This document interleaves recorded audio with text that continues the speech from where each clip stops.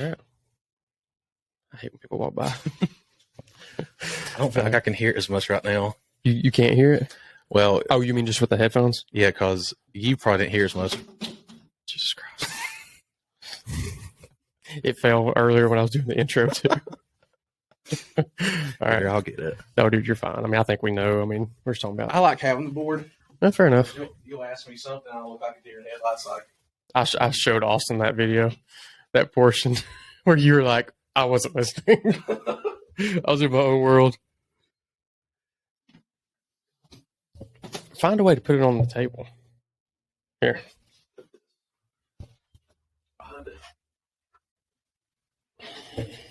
There you go. Maybe. Just don't hit the table. Which I know that's hard for you. Bull in the china shop.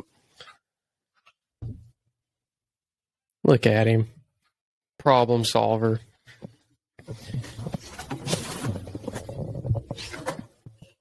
All right. So, have you ever been injured? Yes, Okay. Did you still train? I did. Did you? I did. What a novel idea. So how did you do it? Like, what was your injury, I guess? We were in PT school. I was there second year. I Mm. was running a powerlifting program. Strength was going up significantly. Strong as hell. Strong as hell. Having said that, probably progressed a little bit too quickly. And I remember it got to a point to where my knees, both of them, were killing me. Like I got down deep squat. Yeah. I felt like my patellar tendons were It's just gonna blow out. Okay. So went back, really did some modifications to it. I just had tendonitis like crazy. So it took about a month and a half to get back to where it felt comfortable and pain-free to move again. Mm-hmm. So, I mean, with that being said, did I get rid of the squat completely? No. I just changed up my exercise selection, maybe to something with a more vertical shin angle, less stress on the knees, and that seemed to help a lot too. And also added in some more isometrics to build strength pain-free, and then some eccentric loading as well. I like that, especially the isometrics. That's something that I've really tried to like dive into as far as like overcoming versus yielding isometrics. So like there's, those different types. So the overcoming, that's one that you're just trying to, like, you set a bar on a rack and you're just trying to pull it, but you're not going to move it. Right. You know what I mean? You're just pulling into it. Which that's more of like a total body thing, versus an overcoming. That's like holding a split stance for as long as you can. Correct. Or yielding, sorry. Yeah. It's just holding it for as long as you can. So, because that just produces like a pain relieving effect, right? It does. That's the idea. Because we're basically trying to like beat those slow, what was it, types or C fibers? So was that what it was in school? Whatever we learned and had to get tested on extensively. But those are basically just like the big signals to your brain saying that there is an injury or there's something going on. That's like the check engine soon light, like this is hurting. And those are really slow pain signals. So if you've ever, been to PT or you've used like a TENS unit, that's what that does, is it basically beats that signal to the brain. Yep, the pathway's faster. Yeah, exactly. So it's just another input that we can use that way. So if you do a isometric before, hopefully that decreases your pain, but it also gets you in a better position. So you want to be specific with that. So like if you're going to do a squat, get in the bottom of a squat. Yep. And just hold that. So you kept training, right? I did. Yeah. Okay. Because that's something that we see often is, doctors and whoever practitioners will tell people, well, you should just stop doing that. And that is the most aggravating thing I think I've ever heard in my life. 100%. And that happens so many times because you'll get people to go to the doctor and they'll give them either a muscle relaxer, say if it's back pain, and just tell them rest, don't do anything. And, what's the point? And just hope that it gets better. Just hope it gets better. And not saying that rest doesn't have its place, because it most certainly does. For sure. But to say that you need to quit being active altogether, I think that's just asking for more issues down the road. Well, and I mean, it's one of those things too, where like, if we don't stress that tissue, it's not going to adapt. Correct. So, but with that stress, you want the correct stress. So we're talking like training frequency, load, position, All comes down to your range of programming. motion. Yeah, exactly. So that's going to be the big thing is like, and that's where we come in as strength coaches and PTs is we can look at it from a strength training perspective and rehab. So we know what tissues are being stressed and what positions and how we need to move those joint angles to get you in the correct position. That way you're not getting further injured, because that's the thing is like, and we've had several people come to us, in the past week of I've got, X injury, and I've kind of tried to push through it, or I've done this exercise and it's just kind of felt better, but then it flares back up. Well, all that's going to do is that's going to keep on building and building and building to the point where you're going to have a hard time getting through class or, whatever, picking up your kid. Yeah. So it starts bleeding over into daily life. So that's where you need to get it addressed. If it's that surface engine soon light, don't let it run until the wheels fall off. No, and so many people do, kind of like what you touched on. They just kind of hope and pray it's going to get better. Yeah. But the more you just keep going at it, the further and further you're just going to keep digging yourself into this hole. And to think you're going to get back from it, in 2 weeks, that's not the case. It'll take some time to undo those changes that were made. Well, especially like if you're just resting and not doing anything. I mean, because like that was the thing is whenever you got injured, you're talking about, from earlier, you wanted to keep training. Yeah, exactly. That's the athlete inside of you. Yeah. You want to push through it. But I mean, for real, like that's kind of what it is. It's like, we've always been, kind of taught like, rub dirt on it, keep going. Yeah. Well, yeah, let's keep pushing into an injury. Like, and the way you've been training is probably what got you injured. Well, and that was the thing too. And when I went back and looked at the programming, program itself was pretty spot on as far as weight selection and frequency intensity. At the time, I was doing a lot of running. So 4, 5, 6 mile runs. And then you take and we've talked about this before, when you take in consideration, if you were in grad school like us, or if you're somebody that has a very active job working, 50, 60, maybe 80 hours a week, then you got to look at, all right, let's look at sleep hygiene, nutrition, stress in life, and all that stuff just adds up. And you couple that together with a poor program or poor exercise selection for you, then you're just asking for trouble. Recipe for disaster, right? Yeah. And I mean, I think that's something that, it's I'm not going to say easily modifiable to keep working out, but like, I mean, we've had several people, and I've seen in the past, like, not just with TriStar, but just, from clinicals and stuff like that, that if they go into PT for like ACL reconstruction, no one ever does anything about their upper extremities. No. Like, why would we not just still get on a bike, still work on the other leg, like maybe get on an assault bike and just don't have your leg up there, put it on this thing. You know what I mean? You still got to stress the body. And I think that's the worst thing that could happen to someone, in my opinion, is you get hurt and then they just get out of the gym, get out working out altogether, and then they'll just stay away from it because they've got this fear avoidance behavior. Like, well, this probably is what caused this. Yeah. I'm not going to do that. Whereas, if you're just smart about how you go things and stuff, then we can make a difference. Yep. And going back, like you said, when and you remember second year PT school, 2018, I had that labrum repaired. 48 hours after surgery, I was in that immobilizer, but I was still in the gym. I was doing basic stuff. Like I was still walking, doing laps, still doing different leg exercises. And I was still working out my right side, my right upper extremity. And you do get some crossover effect, not to say muscle atrophy is not going to happen, because it most certainly does. But the fact that you can still condition those tissues to a certain degree will make the recovery that much smoother. Yeah. Well, I mean, it just keeps the engine running as far as like the whole system. Like, like you said, if you're going to stress the body, that's great. But like, when it comes to like the actual site of injury, a lot of times we hear people say like, well, I had a problem with this movement, right? Like a pull up. Or a squat, like you're talking about. So we can regress that based on the motion. So like, we were talking before the podcast, like with a squat, you just limit the range of motion. Yeah. Or we can change the position of it. So front squat, we're looking at more, upright torso. So if you're looking for like low back pain, that'd probably be a better option than high bar, because you're gonna be more hip dominant. Well, and I think you made a good point. One of the first things, if someone comes to us, and we'll use a squat, for example, they're saying they've got pain in the squat, maybe a certain range of motion. Well, let's look at a few different things.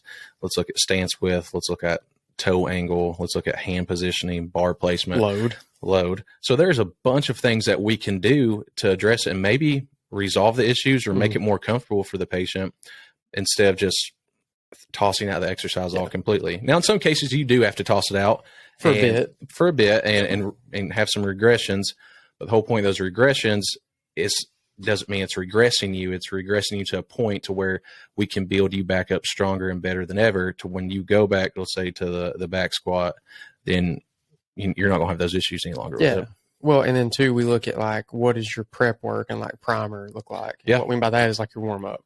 So, what we've seen in the past is like, some therapists or strength coaches or whatever get really carried away with like the activation work, doing all these like, banded lateral monster walks and all this stuff. And like, you spend 30 minutes foam rolling before, and there's nothing wrong with those things. It sounds like I'm, poo-pooing on them, but like there's a time and place, and that's where we come in too, is trying to streamline and keep you in the gym for the least, minimal effective dose is what we're looking for. Yeah, I think, like you said, just being more efficient. Yep. Being efficient with your time, finding the mobility and primer work that works for you, and it's going to mimic those movements that you're going to be doing. Exactly. I think, like you said, a lot of times that just gets left out. Yeah, well, or gets almost overemphasized on the other end of the spectrum. Yeah, true. Because like I said, you got some people that will warm up for 30 minutes and then they'll work out for an hour and then they'll cool down for 45. Mm-hmm. It's like, we could probably trim that down so you'd have a life outside the gym. Exactly.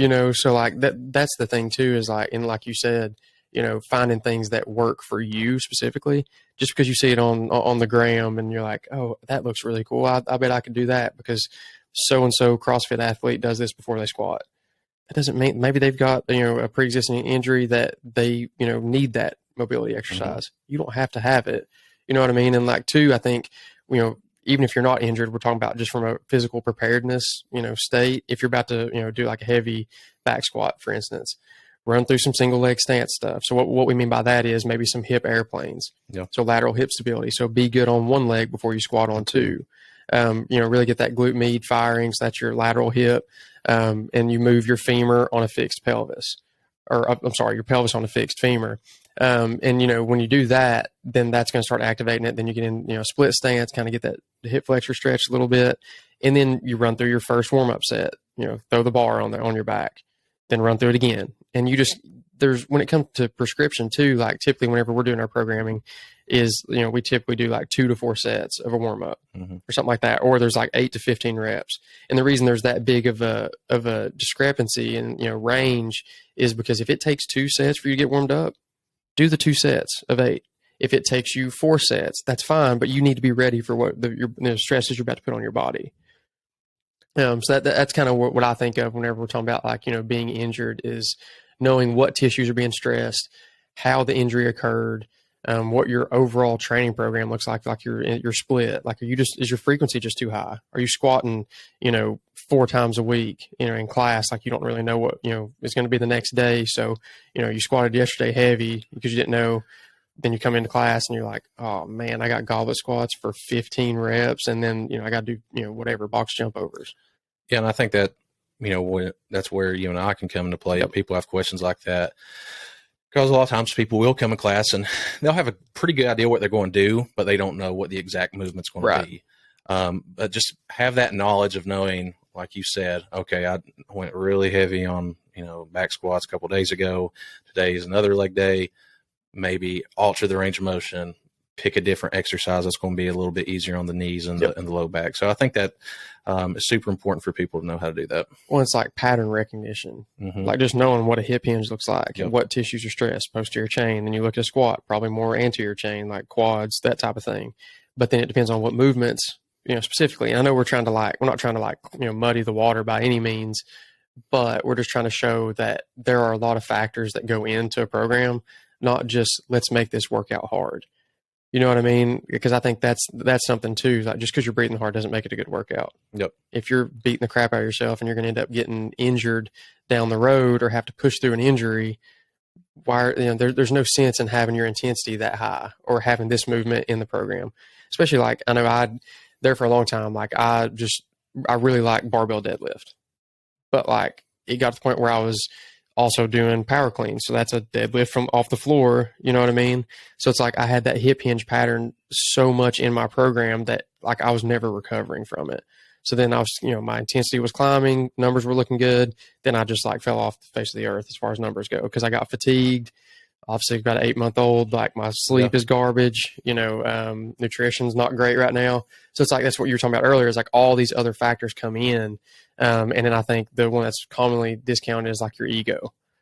If we program 80% or 75% for a squat, good luck trying to stick to that 75% if you're feeling good. I know, like me personally, like I've ran programs that other people have written for me and like ones that I've, built for myself. And if you're feeling good, it's hard to like take the easier route for the day and be like, kind of live to fight another day type thing. Yeah, I think that's a big thing. Leave your ego at the door. And I think that goes for everyone.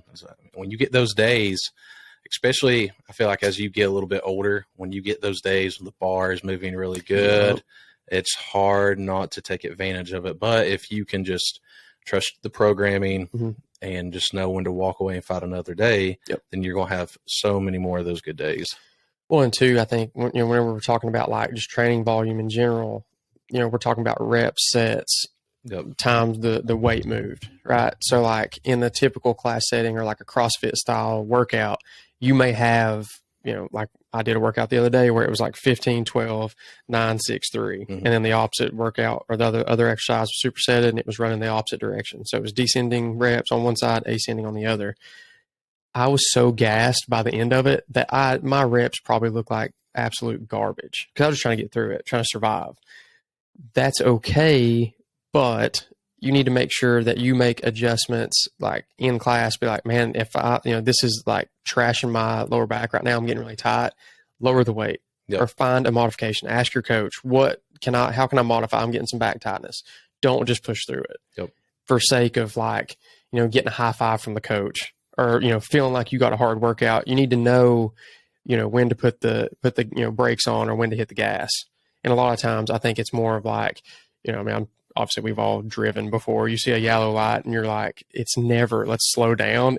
Let's speed up so that I don't get stopped at this red light. So I think, training kind of looks like that too is, sometimes just slow down and like, that way you're not caught at like a red light camera, doing one of these, cause you ran the red light and you got caught and that's your injury. You know what I mean? So I think knowing how to ease up and when to hit the gas is a valuable thing. Yeah, and I think you hit the nail on the head, being able to be humble and confident enough to be able to ask for help. Yes. Hey, this is bothering me, because so many times, and I'd say, I don't know, if we had, we'll say 10 clients and they got hurt during the class, like, well, did you try to ask your coach on what's going on? I would say 8 out of the 10 probably said no. I just kept pushing through it. Yep. Well, and it's like you said, it's like a pride thing. It's like, I don't want to ask for help. Like, I'm fine. Or, just don't even know what question to ask. Like, just like, I don't know if it's like an intimidation factor or what, but like, because I mean, like I said, I've taken classes too. And it's like, you've kind of got the coach, running around trying to get everybody in place and you don't want to like interrupt their flow, but you also don't want to get injured. Well, I think it's a competitiveness thing, right? Right. If, when you and I had that workout, a year ago or so, when we went to that foundation, when we took that class, I felt like we were doing the front squats. I'm like, I got Josh in the bag. But then when we moved to the deadlift, the 10 count assault back, and the rower, I was already getting gas at this point. And I saw you. I'm like, yeah, I'm not stopping. But that's and that's what I'm saying. That's whenever the form goes out the window. It is straight survive and just push through. Because I mean, they brought us the wet cold towels, and like I was laying on the ground, like you were laying on the ground.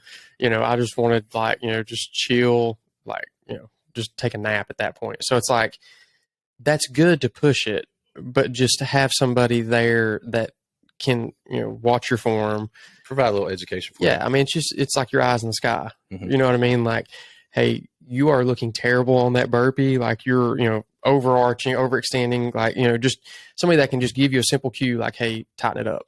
You're getting sloppy, because it's so easy, just especially like, where we've not played sports in a little bit, we're not as in tune with our bodies as we once were. Proprioception is not as great. Like I was doing box jumps the other day, and like my first few, I was like, why do I keep landing on my right foot every time? And then it kind of, warmed up a little bit better. I got the movement down a little bit more and I started feeling a little bit more athletic again. Yep. And it's one of those things where if you're not exposed to these positions, and then you go into class, that you're figuring it out on the fly. It's like basically, putting yourself in an airplane and then like, the pilot be like, have fun, keep it in the air. Obviously I love analogies, but like that's kind of the way that I look at it is like, you don't want to just be figuring it out on your own. Like find a qualified person, whether that's the coach, whether that's a buddy that has done this class before and knows a little bit about movements, or like us, PTs and strength coaches. Like obviously we'd rather you do that one. Yep. But it's just something where, don't be scared to reach out to somebody for help. Yeah, for sure. And I think another thing that a lot of people worry about, especially with certain exercises, having the perfect technique. Yep. And a lot of coaches and a lot of PTs stress on it.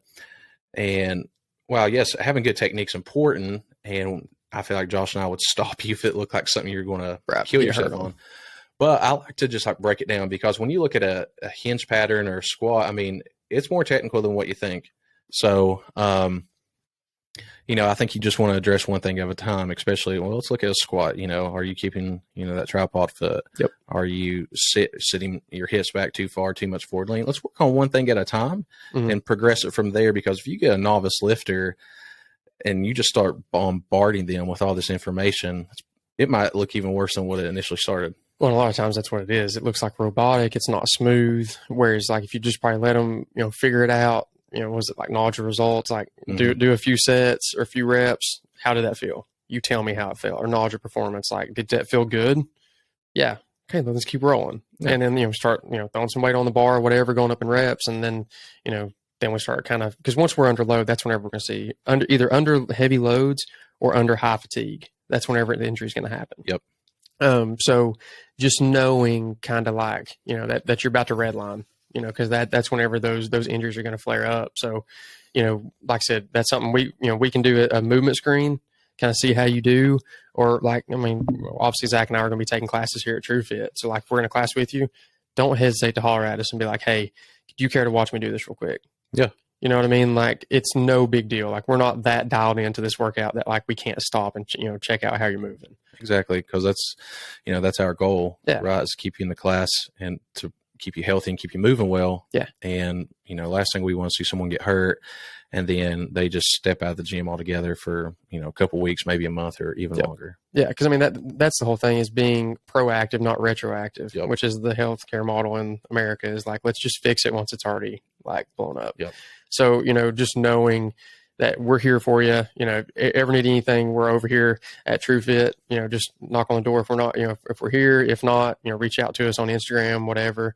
We've got some stuff around the gym that you can contact us, or, just ask one of the coaches and they can reach out to us too.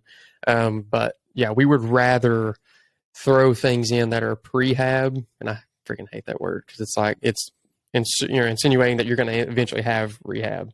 So I would almost just say just some movement prep stuff that like, hey, I'm feeling this tightness whenever I go into this overhead position, or I'm not getting any lat activation whenever I'm doing, deadlifts. Well, that's a big freaking problem if you're not getting lat activation, because that, is going to stabilize your pelvis whenever you're getting down. The bar's going to drift away, and then you're going to come to us and be like, oh my God, I couldn't get out of bed. I was walking like an 80-year-old man or woman. And it's like, why let it get to that point whenever you could just come to us in the beginning?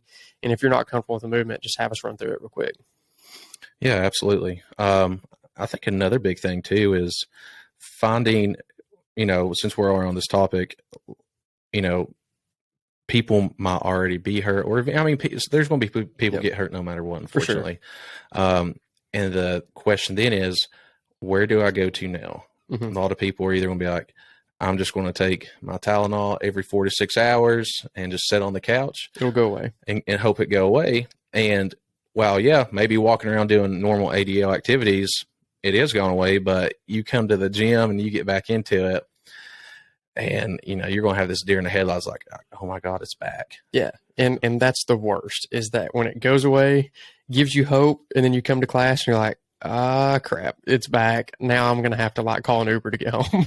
You know what I mean? So like, don't let it get to that point. Holler at us. Yeah. And so what we would rather see people do, and it doesn't even, we'd love to work with everybody, but it doesn't even have to be Josh and I. The big thing is finding a qualified PT for whatever you have going on, whether it's knee related, shoulder related low back, maybe you're recovering from a bicep repair or ACL reconstruction, finding the right PT who is well versed in it. Yep. And they have the right equipment. For example, we just use an ACL. If you walk into a standard PT clinic, it's like, well, if you're a high school athlete getting ready to go back to football, soccer, whatever, it's not going to be equipped. It's not going to be equipped for it. It'll probably be equipped for the first 3 to 4 weeks of the rehab that you need to get the range of motion, decrease your pain.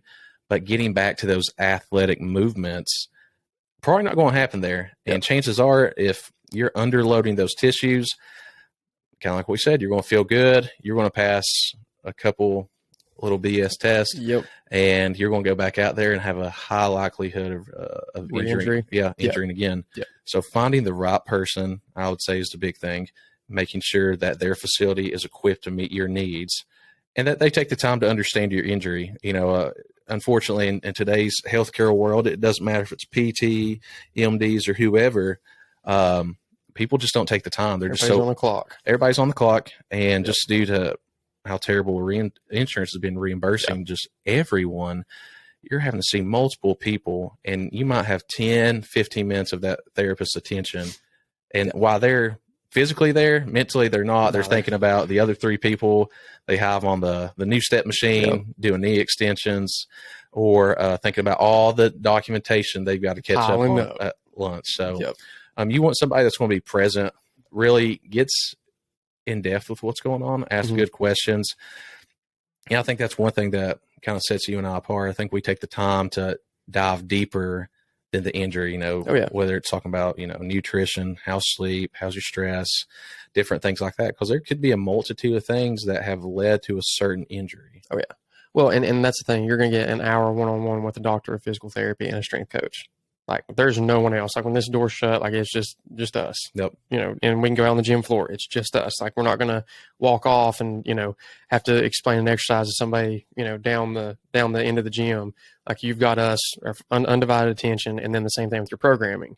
Like, it's not a cookie cutter program. It is dialed in to you, tailored to you, based on the deficits that you have and all the impairments. So, we're a little bit different. Same, but different. I would say so. Yeah, no, like Josh said, with us, the tailored program, I think, goes a long way. Most rehab facilities don't do that, or physical therapy clinics, I should say, don't do that. They, just kind of, here's a few exercises, feels good, maybe progress the reps. It's like, well, we need to continue progressing, whether that is with volume, with intensity, with load. There's a lot of different principles that need to be looked at. Planes you move in is absolutely key. And with Josh and I, you definitely get that. Yeah, I agree. Well, good deal. You good? You got anything else? I think I'm good. I think we covered everything. All right, guys. Well, like I said, we'll end up doing some free movement screens, about 15-minute movement screens here at TrvFit and some other locations. So kind of look out for that on social media. Ask some of the coaches, definitely keep in close contact with us if you need anything. We're always here for y'all. So need anything, holler at us. You good? I'm good. Thanks, guys. All right. See ya.